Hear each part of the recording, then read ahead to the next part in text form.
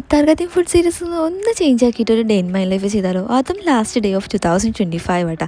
രാവിലെ എന്നിട്ട് ഓഫീസിൽ പോയി ബ്രേക്ക്ഫാസ്റ്റും കഴിച്ച് നേരെ സിസ്റ്റം ഉണ്ടാക്കി കുറച്ചങ്ങോട്ട് വർക്ക് ചെയ്തുകൊണ്ട് നിൽക്കുമ്പോഴത്തേക്ക് അതാ ന്യൂ ഇയറിൻ്റെ സെലിബ്രേഷൻസ് അങ്ങ് സ്റ്റാർട്ടായിട്ടോ. ആദ്യം തന്നെ നമ്മളെല്ലാവരെയും ഇൻവൈറ്റ് ചെയ്തിട്ട് ഒരു അടിപൊളി കേക്ക് കട്ടിങ് ആയിരുന്നു. പിന്നെ കുറച്ച് പ്ലാൻസ് ഒക്കെ വാങ്ങിയിട്ടുണ്ടായിരുന്നു. അതെല്ലാം എല്ലാവർക്കും ഡിസ്ട്രിബ്യൂട്ട് ചെയ്ത് അവിടുന്ന് നേരെ ഇറങ്ങി ജെയ്ത്തൂണിലേക്ക് പോയിട്ടാണ്. ജെയ്ത്തൂണിൽ വെച്ചിട്ടാണ് ബാക്കി പ്രോഗ്രാം നടക്കുന്നത്.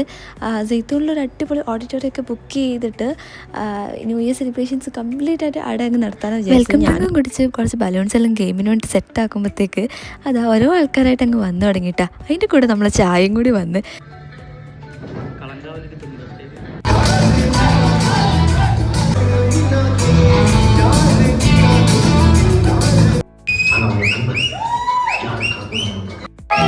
സിംഹത്തിന്റെ ശ്വാസം ഗർജനത്തെക്കാൾ ഭയങ്കരമായിരുന്നു.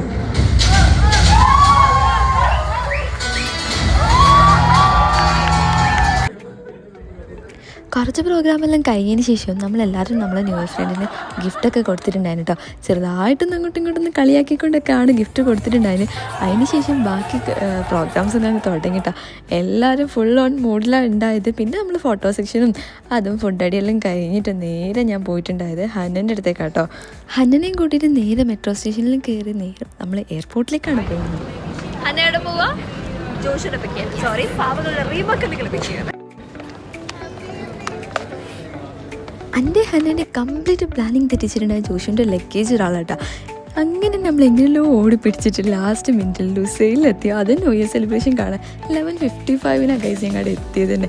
അങ്ങനെ അടിപൊളി 2025 എൻഡാവുകയും ചെയ്ത് 2026 സ്റ്റാർട്ടാവുകയും ചെയ്ത്. അപ്പോൾ എല്ലാവർക്കും ഒരു ഹാപ്പി ന്യൂ ഇയർ. കുറച്ചധികം ലേറ്റായി പോയി എന്നറിയാം, പക്ഷേ സാരമില്ല, എന്താക്കാനല്ലേ.